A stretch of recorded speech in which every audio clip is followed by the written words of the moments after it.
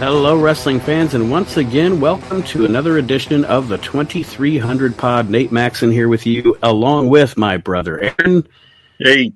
Hey. And ECWs Chad Austin is here with us as well. What's going on out there, Chad? Not much, buddy, man. Just enjoying this September weather. Last day of Latino Heritage Month. We were just talking about that. The weather has turned to the cool. You gotta love hoodie weather. Hoodie weather's the best. It's not bad. I mean, especially if it's during the day. If it's during the day, you know, it's 71, 72 degrees during the day, and then it chills off at night. Yeah, that's fucking fine. perfect. I can deal with that. It's perfect weather. I don't like the heat. I'm not a heat guy. I don't like to sweat and, sun beating down on my stupid head all day. This is my kind of weather. Yeah, true. Dude, I'll tell you what. You would change your mind if you lived somewhere where you were fucking freezing every goddamn day. You would take that heat real quick. I will not. I know in Maryland we get everything. We get everything here. Oh man, Ohio's the same way. Yeah, we have 4 seasons in one day sometimes around here. Okay, so you get the exact same thing. In Ohio, you got to keep like a snow shovel, an ice scraper, some gym shorts. An umbrella. And an umbrella in your fucking car because you don't know what the fuck's going to happen when you get out. No, I mean, I don't know if you guys have the saying that we got, but we have the saying in Maryland that if you don't like the weather, just wait 15 minutes. Yeah, that shit'll change. Yeah, it's pretty much how it is here. But yeah, it's getting colder at night where as I record with you guys, I have to go outside my own studio because there's other people watching cartoons on Nickelodeon that I can't have Might get us for copyright infringement for hearing Paw Patrol in the background. Well, it's not what isn't the helicopter from last week that you guys couldn't pick up. But you guys just missed a police car flying down my street. Baltimore, man.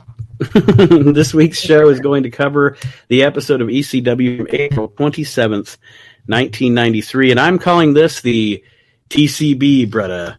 Taking care of business episode of ECW from April 27th, 1993.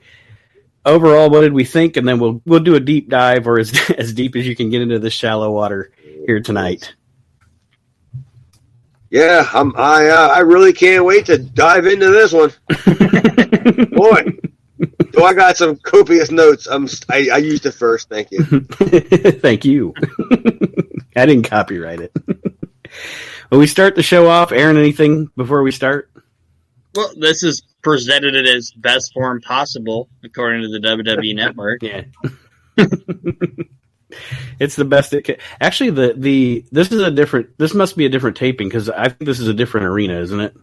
No, it isn't. It's the same one.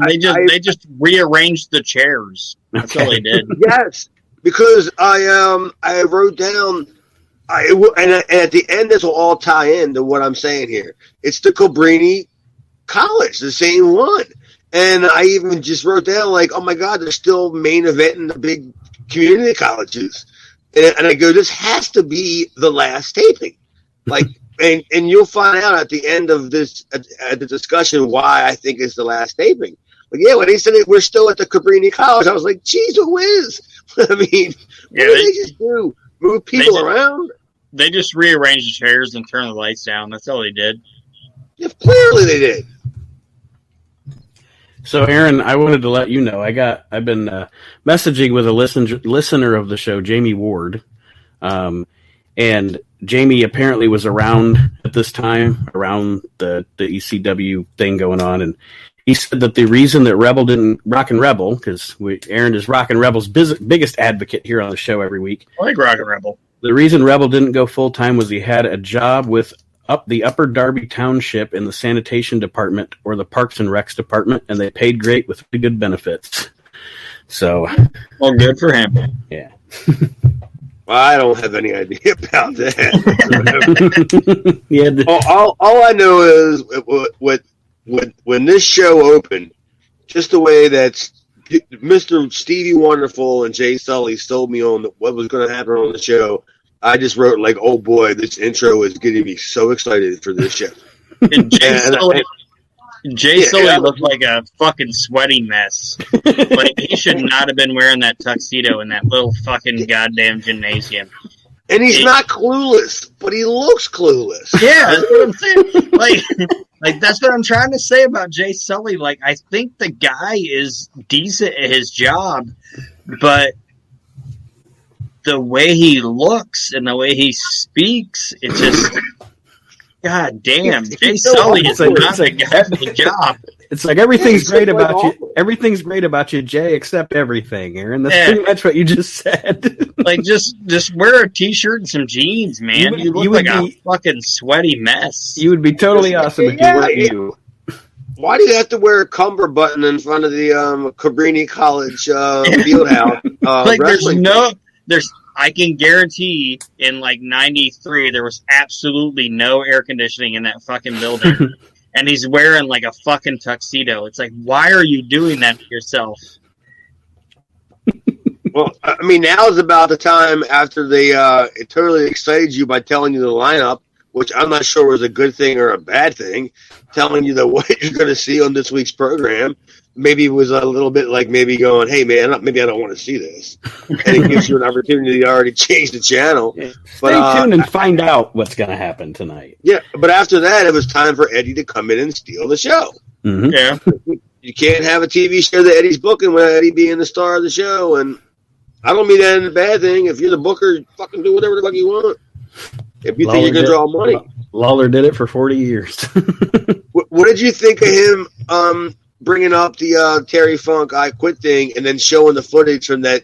Do you guys even know about that show? No. I mean, I remember seeing that footage there, but no, I don't know anything about that show. Yeah, I was at that show. Okay. And it was billed as Christ, I even believe that's the show that I probably got my autograph picture from him at. It was ECW versus WWA, like in the Radisson, in Philly or whatever. Mm-hmm. And it was all just insiders there. It was a convention as well too. Like, I got into it with the Sandman because I called him a jobber because he only lasted in Memphis like 3 weeks. And I'm thinking anybody can last in Memphis longer than 3 weeks, seriously. And I got in a fight with him. That was the show. And did you notice the reason why Todd Gordon cut into the thing with the important news? Well, I noticed Eddie Gilbert didn't make Terry Funk say he quit. Right, yeah. I'm not even sure that was an I Quit match. And did you guys know? It might be a dumb note, but I put on my notes that fucking Scott Dickinson was the referee. Yeah. No, I didn't even notice that. I didn't even pick that Scott up. Dickinson. That was a really good show, man. I mean, for the caliber of guys they used for the underneath talent, I was like, that was a pretty good show. Like, a really good independent show. And that was Corluzzo working with somebody in ECW. I don't know whether it was through Jim Crockett or Paul, or, you know what I mean? Because Terry Funk, you're not going to say was on loan. Right. But just through the footage I watched, like the footage they showed, I shouldn't say I watched, but the footage I showed, it looked like it was in a ballroom, and it was fucking, and it was Scott Dickinson as the referee, which was kind of cool for me. I like Scott Dickinson, and just it didn't seem out of place, but it was kind of cool, and I understand why they cut it off, because obviously Eddie didn't make Terry say I quit. I'm not even sure what the finish was, because at that time in Philadelphia, was there ever finishes? I mean, did it even matter? You know what I mean? Right. I don't mean that as a negative thing. You know, Terry Funk and Eddie Gilbert just brawled all over the building, and meaning that these were all smart marks, that they're all just loving it because they're watching two of their favorites. I was going to say, I'm sure they went home satisfied. Yeah, I know I did. I mean, that was one of my, if not my first, it was one of my first experiences working with Gilbert as far as being like his guy. Like, that I would have to go just check in on, not on like for his health, but make sure he knows what time it is and get him to the building and that kind of stupid shit. So that was relatively like right at the beginning of our like sort of friendship relationship. Did how do I want to put the question? So at this time, was he? And if you don't want to answer, you don't have to. But was he fucked up a lot and stuff at this time? Eddie? Yeah. I have no idea. Okay. Okay. I mean, honestly, believe me, this is not even an insinuation whatsoever. I have never seen Eddie at the bar, at the hotel. Never once. Okay. So if he did, he got fucked up on his own in his room. But I mean, ever dealing with him, no. I never. Not even an instance where I was like questioned anything. So I have absolutely zero idea. Okay. Now Terry, I drank Bloody Marys and Coors Light with Terry at the breakfast buffet at the Radisson before at 8 o'clock in the morning. That's cool. What would you expect? Right? That's cool. Yeah. That ups your cool factor. Just saying that. Ups your cool factor. I'm just saying. Yeah. And he still wore them boots, them white boots that were like the Mexican wrestling boots. Yeah, he still had them on. So our next segment has our good friend Halitosis Robbins the third. And he had to make that Bart Simpson joke. Yeah, I don't understand why he's calling fucking Terry. I don't understand why he's calling Wendner and Stetson Larry or Larry. Yeah. I don't understand why he's calling him Bart and Homer Simpson. I don't even stupid fucking analogy. That's the worst goddamn analogy in the world. You're totally killing me because I wrote it down like. I kind of turned my head as soon as he said it, and I wrote down Hunter Q with another Beavis and Butthead comment. But if you're probably right, Homer and Bart.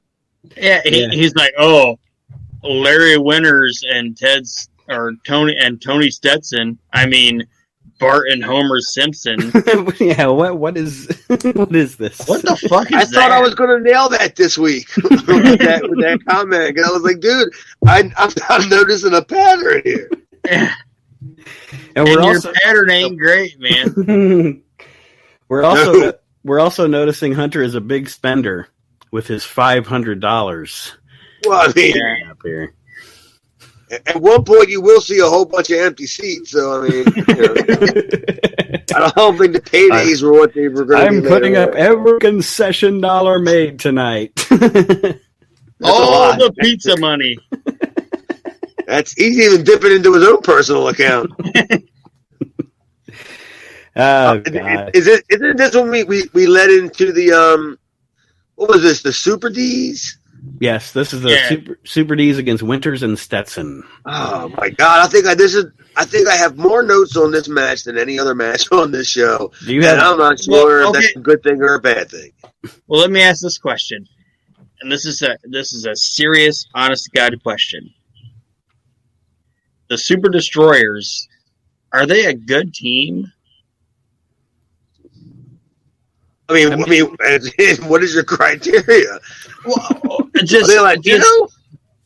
like in this environment, you're watching the Super Destroyers as a tag team. Are they? I don't think any of them are.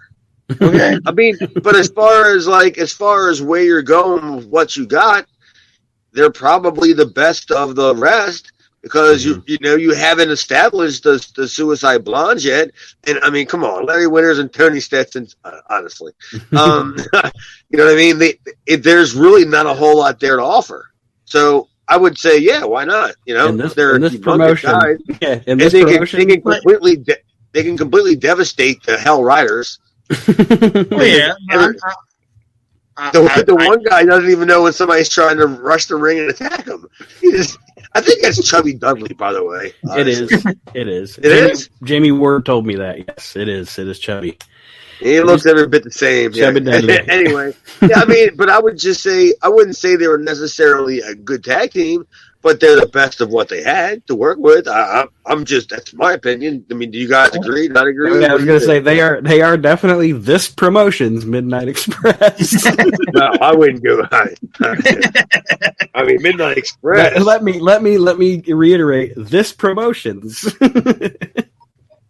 Rock and roll RPMs. Did you guys notice the biggest spot that I noticed in this was there was that really awkward crisscross?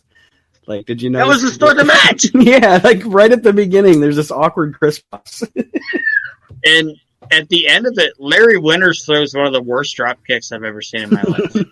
Oh, there is a shit ton. When right at the beginning, Larry Winters hits a drop kick on one of the Super Ds that I swear to God he hits him in the fucking like crust of his ass crack and back. that comes later on when there was like the schmas, right? Yeah, it's fucking terrible.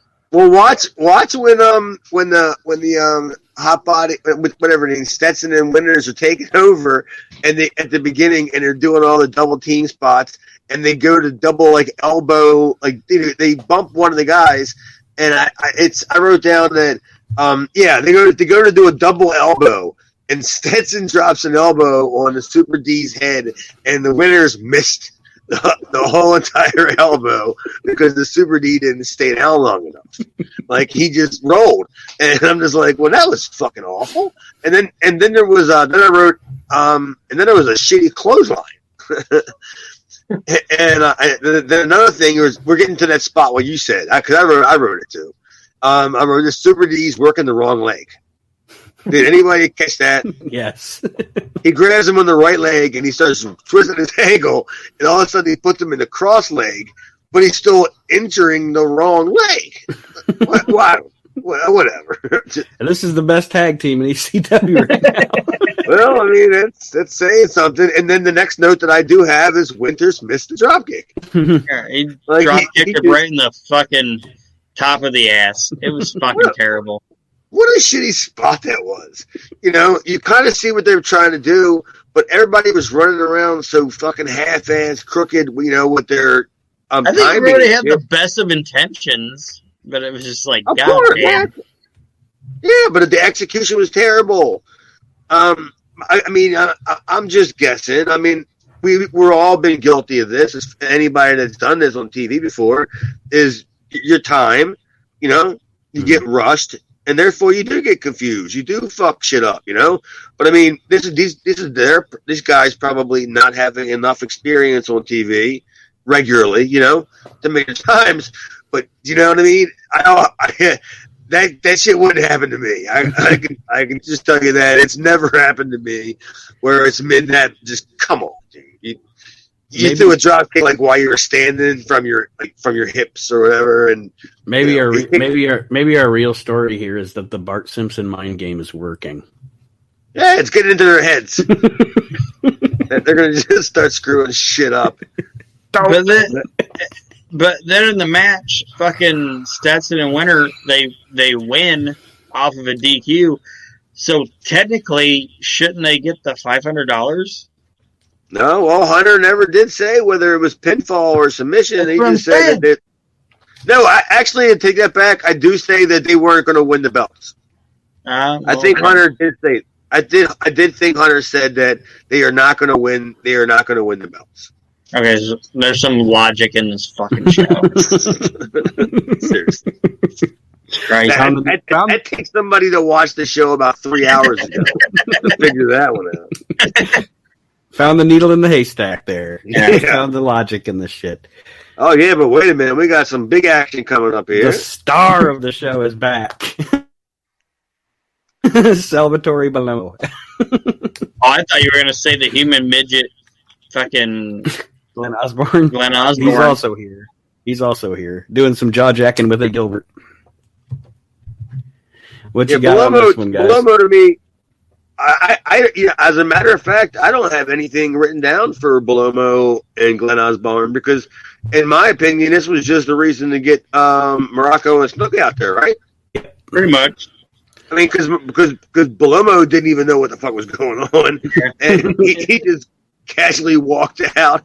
And then Glenn Osborne was the one who kind of has a little thing with Gilbert going back to the TV tournament thing. that he stood up for himself, but at the end of the day, he didn't want, Morocco Snuka to go. Malomo just takes his helmet off and leaves. Because he had some wooden toys to make for the fucking homeless kids in fucking Philadelphia. I don't fucking. All right, I'll leave. I got shit to do. Yeah, dude. I mean, I gotta make these wheels. I gotta put a boat in a bottle.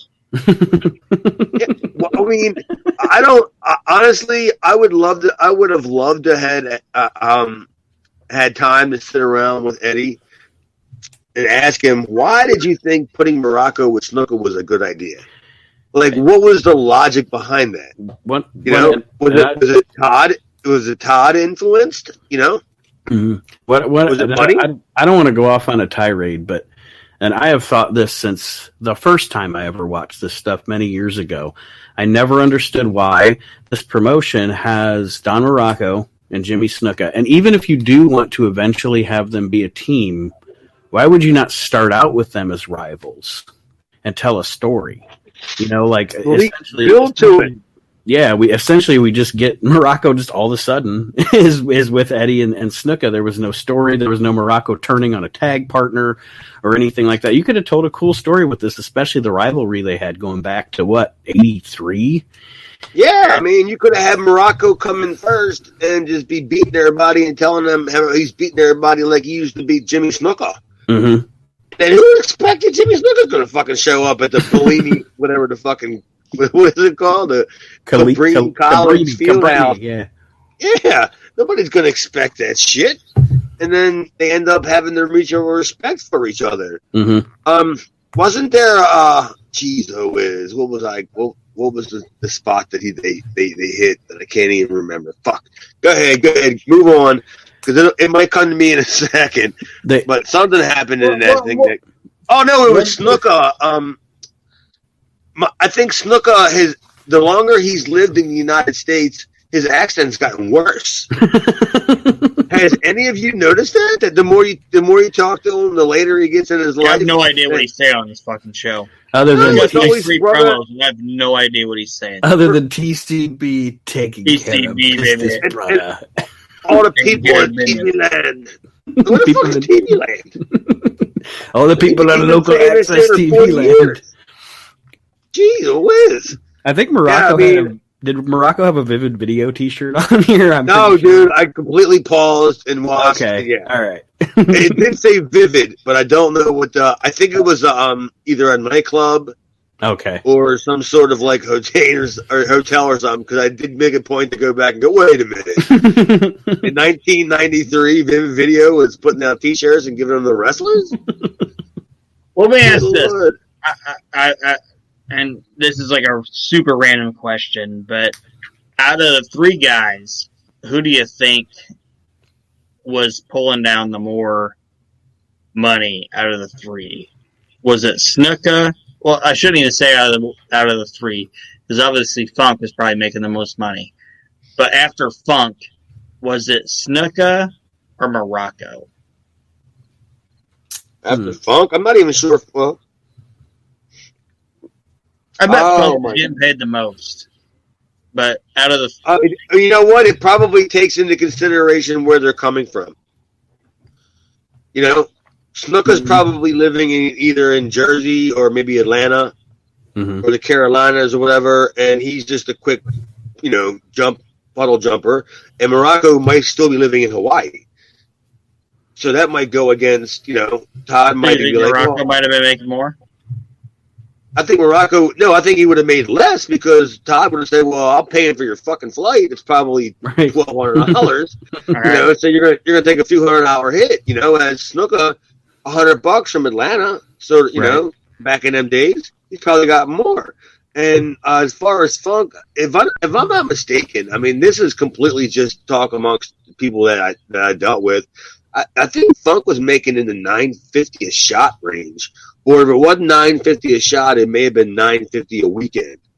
Now that they may have called that a shot, a Friday, Saturday. At that time, at that level, is that a like really good payoff, or is he settling? Okay. Yeah, Someone's going to pay me $9.50 to do 2 days worth of work. That's a good fucking payoff. plus the hotel, Mhm. plus the fucking plus the plane, and he probably brought his wife in, because she was there a bunch of times. Mhm. But I've been, I don't know her personally, but I've met her before, and so yeah, I mean, you've taken consideration. You're walking home with a 900. I mean, it could have been per night, Maybe the information that I was given was wrong, but if it was not, that's almost $2,000 a weekend. Right. You know what I'm saying? It must cost a lot of money to run a double cross ranch. Fuck, it's a lot of lawn mowing. So now we get a promo from Candido and Johnny Hotbody, or I'm sorry, Jonathan Hotbody. Now, I mean, if you're going to have the last name Hotbody, let's make sure our first name is proper, right? Of course. Yeah, he says, hey, don't confuse me with who you saw before. You thought I was Johnny Hotbody. Now I'm Jonathan Hotbody. And Christopher Candido. And Christopher Candido. This in my opinion, was probably the best thing on the show. In this match, the match is coming up, and I don't want to sound like a dick when I say it or whatever, but these 4 guys in this match were the 4 guys in this match that actually on this entire show looked like an entire match of guys that looked like actual wrestlers. And wrestled like actual wrestlers. Yeah. Well, another thing they did, and I don't even know if you caught it or not, is that they worked 2 different matches in that one match. Like literally, they worked 2 different matches. They had the regular kind of like generic independent tag match, and then they had like the match that was like the wait later on when you've been more advanced and had more experience with the fiery comeback and the better spots match. If you understand what that means. Mm-hmm. Yeah. Because I wrote down at one point that it was one of the world's worst hot tags that I've ever seen. Because first off, I just came back from pissing. First off, they didn't do like anything to build to the hot tag, and then at one point they both just basically walked to their corner, and Cairo tagged JT, and I guess the other jabroni tagged Chris, and they kind of walked in and started back over again. They went back into like another headlock spot. And they went into it, I'm going like, well, now you're doing a whole different match. You're starting back over again. And then that's when Stevie Wonderful, I believe, said that like Tommy Cairo and Johnny Hotbody are in a blood feud. Well, my handwriting right here says nothing means blood feud like a side headlock for 10 minutes. I really hate you. You know what I mean? Like, I'm so pissed off at you, I'm going to hold your head for just 10 minutes or so. Blood feud about cutting off circulation. That's what it's all about. Fuck. And then when they finally hit the hot tag, I totally know that Candido called this match. Okay. All the spots where there was the bump into each other spots, the head into the dick spots, all that shit. That's all Candido. I can totally tell you that right now. And I'm laughing because, Candido's probably only, 93? So he's probably only 2 years in. I was going to say, didn't he start in 92, like early 92, I think? Yeah. I mean, he may have had a couple of matches in 91, or something like that. But, yeah, I believe 92 was probably when he got going. But, yeah, you can tell he was the ring general in this disaster. But and like I said, I thought it was the best thing on the show. 2 notes I had, and then Aaron will get your thoughts too. But first of all, I don't know if anybody noticed, but sometimes things sound a little dated when Stevie Wonderful called JT Smith the soul brother of his team. And then JT I thought his moonsault on this was fantastic. That was a beautiful moonsault. Oh, I put that on there. JT hits a fucking great looking moonsault. That was easily the best moonsault that JT did, and it's almost to the point where I think he was supposed to miss it. So, break his leg. Honestly, like, I'm done. Because a lot of times, and it's happened to me, and I've done it before. Like, if I put a guy in a spot and I don't think the guy's in the right position, or if I can hit it correctly, I much rather feel safer. I have a better tendency of screwing up because I'm more worried about the guy's safety, which in actuality, I'm more likely to hurt the guy. So, if I tell the guy moonsault, but I need you to roll in, Bill Dundee, roll fucking in. And that way, if I know he's rolling in, that way I can do a perfect moonsault and I'm going to land perfectly without knowing, without the worries. But yeah, that was clearly his best moonsault. So I guess I want to, now that you said that name, I want to pause the review and ask about working with Bill. Apparently you worked with Bill Dundee? Yeah, down in Ozark Mountain. We did a program together. What was that like? I have to pause the review because I have to know, Did he call you daddy all the time? I mean, we traveled together. Okay. What's his name? Burt Prentice? Burt Prentice, yeah. There's very few stuff of it on YouTube, but I'm pretty sure you might be able to find one match where I think it's probably Bill and the Colorado kid against me and some guy named Gator McAllister. That was probably on my way out. But me and Bill worked. We did like the whole entire. We had loops, but it was all mainly spot show loops. Okay. Like it wasn't like Monday night in Memphis, Tuesday night, whatever, in Louisville, Wednesday night, Evansville. It was like we were in Searcy, Arkansas, and then we were in West Memphis, Arkansas, and that kind of shit. But me and Bill, we kind of clicked. We liked each other. But yeah, one night, I mean, like he has this thing where he always ends up blackening somebody's eye, like in a match, because either the guy was a little rough, he may have been stiff, and Bill was sending a message. I must have worked with him, I'm going to guess 16 times. Okay. Wow. Not one time did he ever fucking tater me. So that to me tells me that I did something right. Right. But one night we were wrestling in a fucking shit show, and he called it. So I'm not even taking blame for this nonsense. He called it. He said, "Slammy," and he said, "Moonsaults." And I just said, "Dude, move in."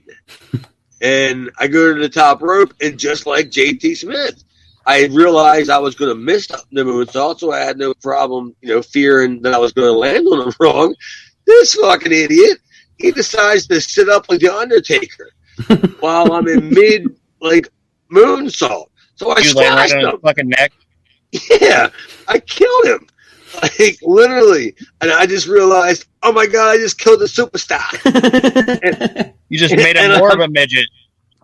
Yeah, I'm sitting there and I killed him, and I'm just sitting there, and I'm just going, oh man, this is going to be the night where I get to fucking, tater.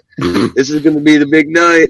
And literally he goes, body slam, moonsault again. And I just looked at him. Like, you fucking gotta be kidding me. Manage your growth enough. I almost was ready to just drag him so far into the corner that there was no way I could have hit the moonsault. You know what I mean? Just drag him almost halfway under the ropes. So I couldn't have did it anyway. But yeah, he actually loved working with me. He wanted me to do the Darby Allin gimmick in Ozark Mountain because I was an accomplished skateboarder. Okay. But I was, in my opinion, I was at the age where that talent was out the window. I could ride a skateboard, but I couldn't do the stuff that I did 10 years prior. Yeah, it's one of those things there's a shelf life on. Oh, yeah, very true. And before we get back into the review, one more thing about Dundee. Listeners of the show, if you have never seen a picture of the car that Bill Dundee drives around Memphis, you have to look it up. Look up the Bill Dundee it's car. fantastic. With the one with him airbrushed? Yes. Oh, that airbrush car is fantastic. Like, when I used to live with Bull in Memphis, and me, Bull, Samantha, Bull's wife at the time, and the superstar. Yeah, Bull Payne. And Samantha and the superstar, we would all travel together. And it started to get weird after a while because me and Bull would drive together and Sam and Bill would drive together. Because it was kind of like, because I think Bill had a Benz, I believe it was. An old Benz. It was so old you had to plug the fucking thing in. Like in the wintertime. Maybe because it was a diesel or whatever. I was going to say, so the diesel won't gel? Jesus. I guess. And then Sam and Bull, they had a Camaro. So me and Bull would ride in that car, and Sam and Bill would ride in the other car. And then it just got creepier and creepier. And the writing was on the wall. I mean, I ain't even got to tell you what the finish was. Samantha left Bull for Bill, And it sucked. It sucked because we were all like that close. You know what I'm saying? Right. Working for the same company. We all lived near each other, blah, blah, blah. And then you just like, with the boys, you don't expect that shit with the boys. Or maybe you do. I don't fucking know. It just ain't me. Anything else about the superstar? Because I used to talk to him when I left. I guess it was 95, 96. Whenever I left Ozark, I had his number, and I used to call him kind of frequently, like once a month. Just how you been, how's it going, kind of thing. How you feeling? And he still does shit. I don't know what the fuck he's doing out there. But The only thing I'll say about the guy is that I like Bill Dundee. I'm a fan of him. I like him, and I actually really dug his shit when he was with fucking William Regal in WCW. Well, that was when I think he was booking. Yeah, like he was good. Like he was really good in WCW with him and Regal. They were fantastic together. Yeah, when he was doing Sir William. Yeah, dude. I'll tell you this, man. When Dundee is such a good booker, but he's like every other booker. You can't keep him in there forever. Like when you got to mix shit up, when you got to change things, he's always a fantastic guy to have around. Much like an Eddie Gilbert. Because Bill Watts can only do so much, and so long. And then before he's like, Jesus Christ, how am I going to get Brickhouse Brown over? you know what I mean? And that way he brings in a guy like, he'll bring in a Dundee for what? How long do they last? What is their shelf life? I don't know. Is it a year? Whatever. Enough to give Bill enough break so he can figure out where he wants to go. And then if not, he's always got a Gilbert there. Right. So it's always great to have people like that around that have great minds. And yeah, Bill Dundee has a fantastic mind. You go back and watch some of the stuff that he booked in Memphis because Memphis went through bookers like crazy. They just every 3 months it was when Lawler went off for softball, right. Or Jarrett needed time off or what all that shit. There was many reasons why they did all that shit, but it all worked, right? Yeah, I mean, up to a point, up until like up the late 80s. Yeah, up until the late 80s, into the Power Pro days. Their last big house, if you want to even consider that, was the Tommy Rich. No, I'll take that back. Was the Memphis Memories. That was 93, but that was you had to bring back all these old guys to do it. But their last house that drew any money that was not off of somebody else's name was the Idol Lawler. Any whatever Tommy Rich hair thing match. Who wouldn't want the opportunity to go to a place to see a guy, is not going to lose, and then get your money back for it. Fuck. I would have went there. I would have been pissed off. I would have yelled at Lawler for winning, for not winning. What the fuck? Are you in on this? It's all the work, brother. Yeah, right. Now we get another another TCB taking care of business brought a promo from Morocco and Snuka. Anybody have anything written down about anything? Anybody have anything written down about this masterpiece? Just that I guess somebody at ECW was just trying to get their money's worth. Just go out there and talk, and because Snuka's going to fly from the highest of the highs, and Morocco is going to drive him to the lowest of the lows. But he's not going to tell you what the big news they got coming up, because that would be way too easy. And I think the big news is I'm only here for 2 more weeks. You know what I mean? Like, and then he looks and he realizes after he's teasing the fact that he's going to tell him some big news, and he goes, "I'm not going to tell you. You gotta stay tuned and watch." And I'm thinking that's what I was afraid of. When I see Morocco come on my TV, I expect excellence because I'm a big Morocco promo fan. But this is just, I don't know, he's just getting a check here, you know? Yeah, it's Cabrini College stuff. Exactly. Yeah, I mean, and then that's when Snuka was doing the TCB. Yeah, TCB, All brother. the people at TV Land. Shut up. Good Lord. I mean, how do you want to? I don't fucking know. He's wearing what was this gym that he worked out at? Bleak Wick. What the fuck is that? Is that a Jewish gym? Bleak Wick gym? Yeah. I would never heard of that. I always heard of the big name, Powerhouse and this and that gym and Bleak Wicks. Yeah, I never heard of it. Never heard the name at all. I don't think it franchised it. All right, so now we roll into the Hell Riders. Oh, they're the Rock and Roll Express of the ECW going up against. See, my problem with the commentary team with the great Stevie Wonderful and the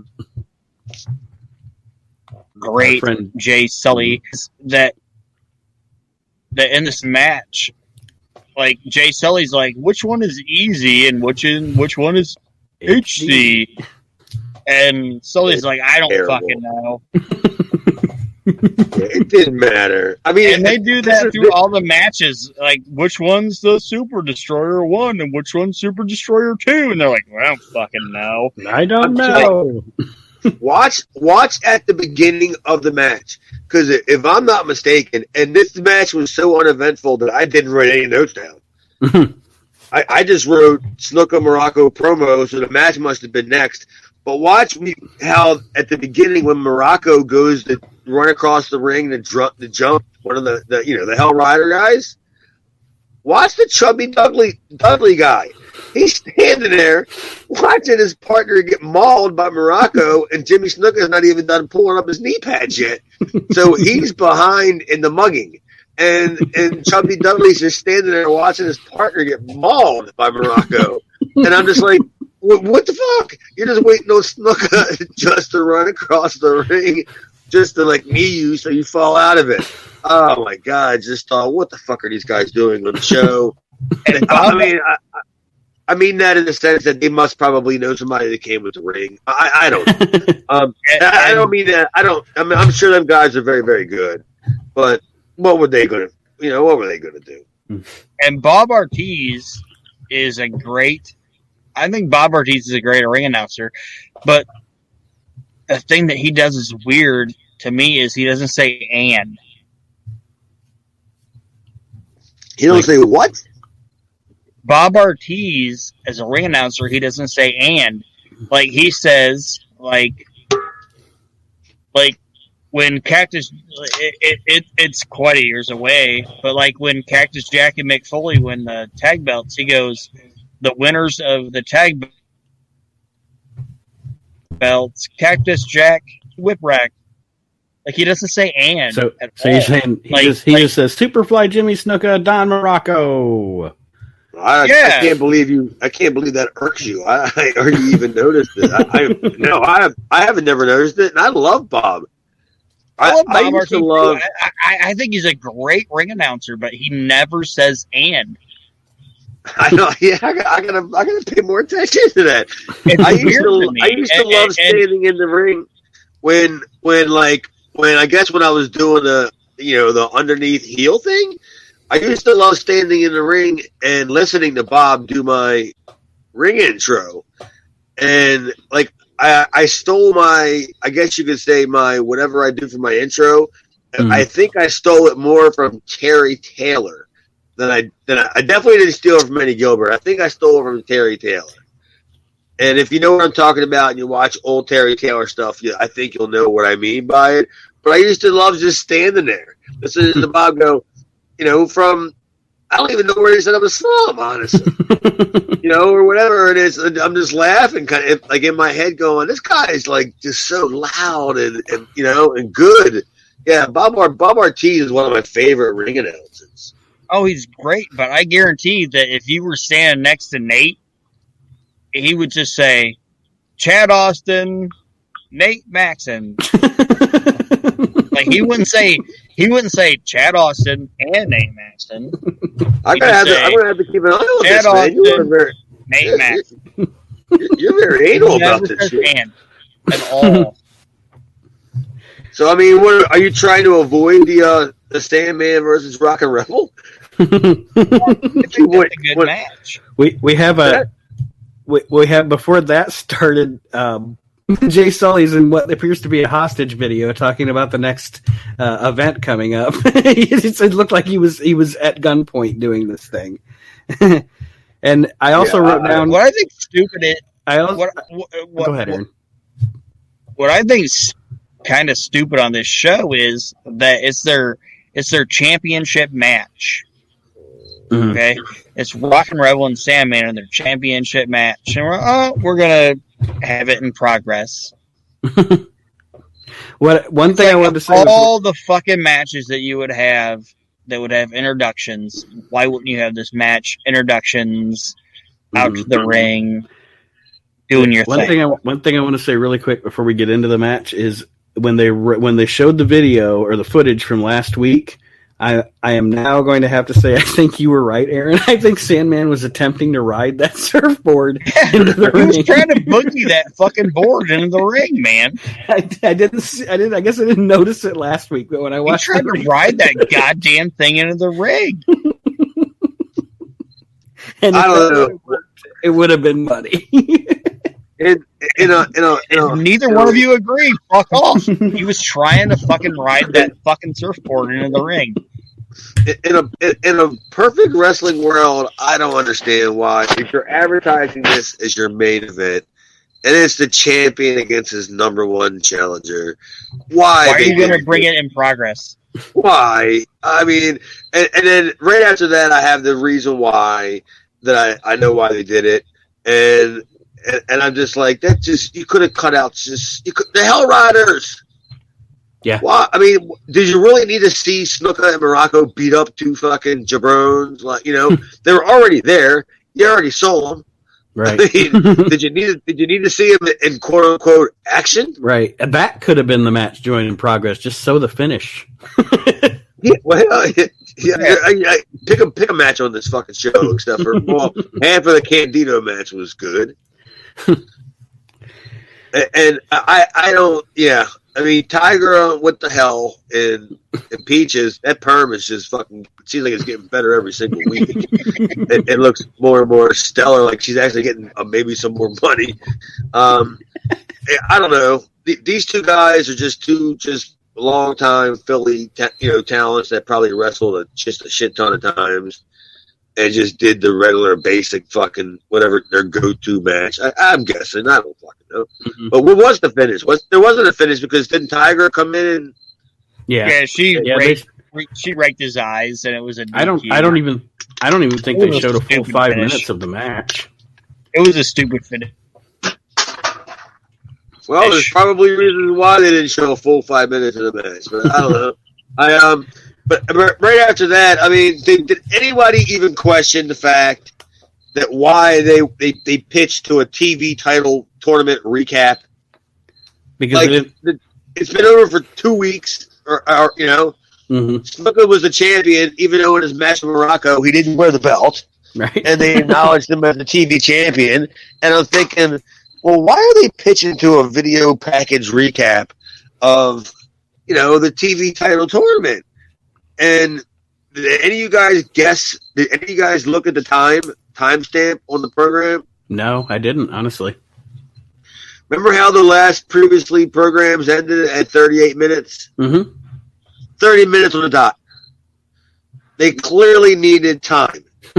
They didn't have enough stuff, which led me to believe that this was the last taping from the Cabrini College Fieldhouse. And they just took whatever they had left and tried to scrape a show out of it. My biggest Huh? My biggest concern was where was the Cosmic Commander?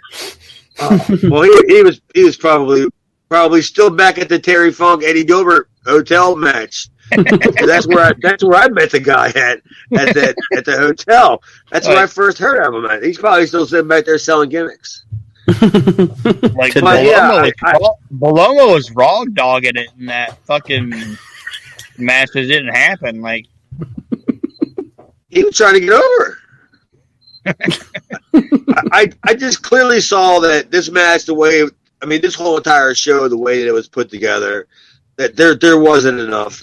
They didn't have enough stuff left, in the can. Which begs the question again, why they didn't show more of the main event. It just doesn't make any sense. I don't know. Well, maybe somebody in the higher ups watched the main event. And maybe it was in best interest that they joined the match in progress. I don't know. There's two schools of thought for me.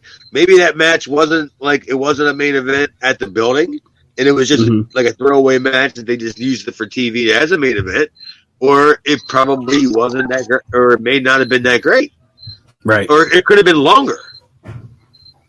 And boy, I'm begging you for somebody to text me, tweet me, tell me that they're looking for a Sandman versus Rock and Rebel 30-minute audience.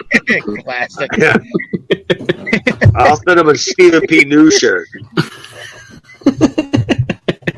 So overall, guys, what did we think of this edition? We've been giving it kind of, 4 out of 5, 3 out of 5, what have you. What do we think about this edition of ECW? I don't know. Give me a second to gather my thoughts. Aron? Jeez. I'll give it a 3 out of 5. 3. Yeah, I would too. 3 out of 5. There's some crickets. Well, it might. Yeah, I don't know if I would give it a solid 3. I might give it a 2, maybe 2.5, because I think the execution was there. I just don't think that there was enough there to work with.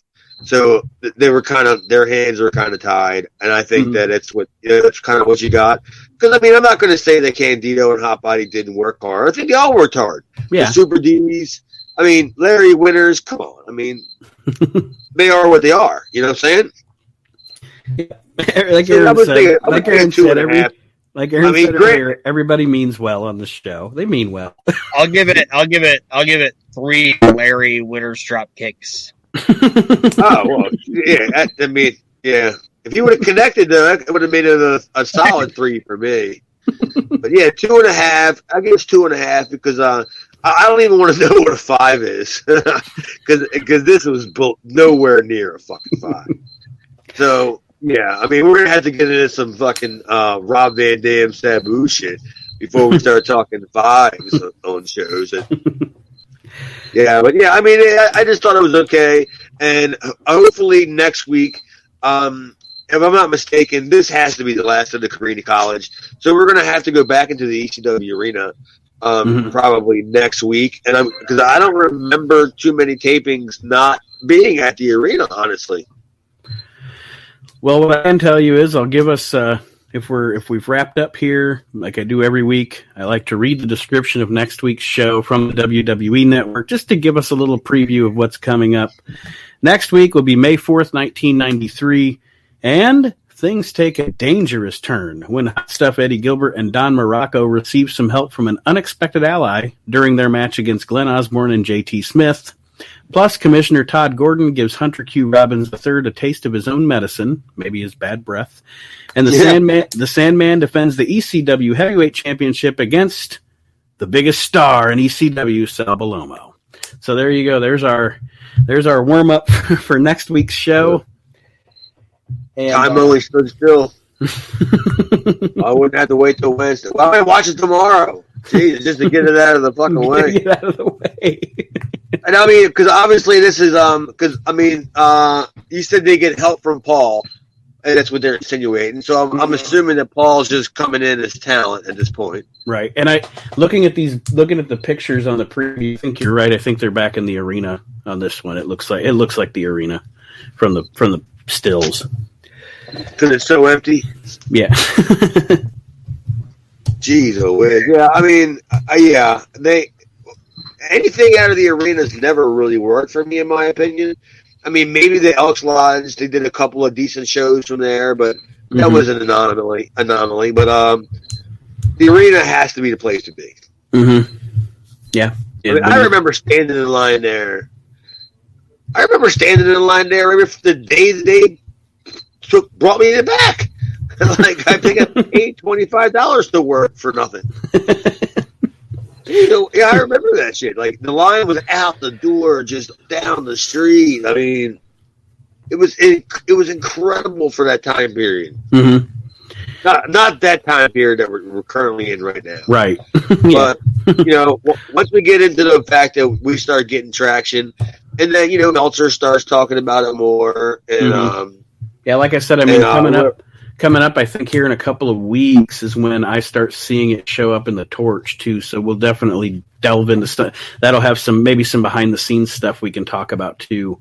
Coming up in May of '93 is when Wade starts writing about it. So, yeah, you're probably because Wade actually talked more about me than Melcher did. So yeah, I read his stuff more. Aron, any parting words for our listeners before we sign off this week? Well, not really. Just get ready to enjoy some good shit because ECW gets really good. Like, at some point. At some point, maybe 3 years down the road, we'll get better. And I guess I'll end with a shameless plug here. Shameless plug time. If you are not a listener of the We Can't Wrestle podcast, please do check that show out, our other show, the We Can't Wrestle podcast, and of course the Motley Soup podcast, which is one that my wife and I, it is not a wrestling podcast, but I think you'll still enjoy it. Some comedy there on that one. And we have a group, the 2300 Pod Facebook group. If you have not joined yet, please do be on the ground floor of that as we continue this journey through ECW. And unless you, go ahead, Aron. And if we can get the 2300 podcast up to 300 members, I'll send out the gifts.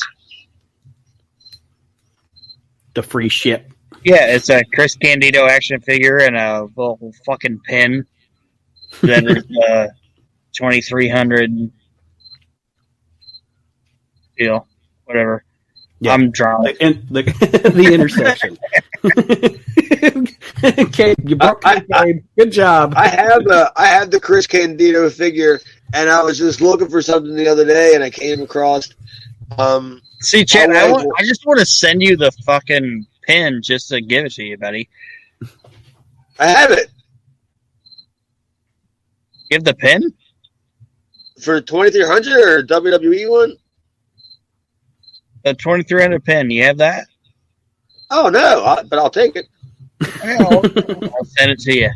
But I just found like a CM Punk pen or a WWE pen that my wife got me, like put it in my stocking or something. It's still in the package. There's so much stuff that they put out that's just garbage. It is. I mean, it's just like tchotchke stuff, you can get it for $1 or whatever. That's why I've never, of all the crates that I've subscribed to, I've never subscribed to their Slam crate because there's never anything in that thing that even I remotely want to have ever. Well, I get the pro wrestling. No, I get the. I've only gotten a couple of them. What's the one with the pro wrestling crates? Pro wrestling. That's the pro wrestling crate from Pro Wrestling Tees, right? The ones that always give you the magnet. They send you a little refrigerator magnet. Okay, yeah, that's where my wife orders all my T-shirts from. Because I got I'm looking at my refrigerator going, why do we got all these magnets? Like I've never ordered anything from it. I got a great goddamn Harley Race shirt from fucking Pro Wrestling Tees. Harley Race shirt? Yeah, my Harley Race shirt's great. Fucking love it. I don't have a Harley Race shirt. Well, I do. I used to make my shirts I'd buy the T-shirts and I'd go on the internet and I'd find a picture and I would scan it, and I would scan it onto an iron-on. Mm-hmm. So like when I post my pictures, I mean these are old. We're talking 15 years plus, but I got the Bruiser Brody. Then I took the one where he's wearing an All Japan suit and he's just sitting there kind of meditating outside. I got that. I got a picture of Gilbert that I did a shirt on. I gave my Ox Baker shirt to charity because it was getting kind of old.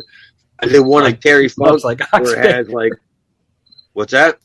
It had nothing. Yeah, Ox Baker shirt. Yeah, it says brutality is my business. Shirt. It was getting pretty bad. It said brutality is my business and business is good, but it was getting so bad. And then I got one of the original Chic. It just says Madman from the Middle East. I made a Dynamite Kid shirt on a black shirt that somehow got screwed up in the wash. Like it just fucked it all up. And then I made a shit ton of shirts, and I still wear them. And I still wear them to the point where I can only wear them on special occasions because I'm afraid they're not going to hold up.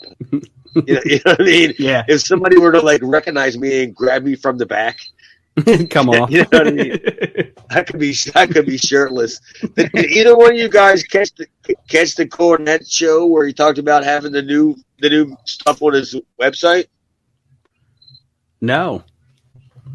He got new merchandise. He got new merchandise. He's got face masks now. Yeah, thank you, fuck you, bye. Right.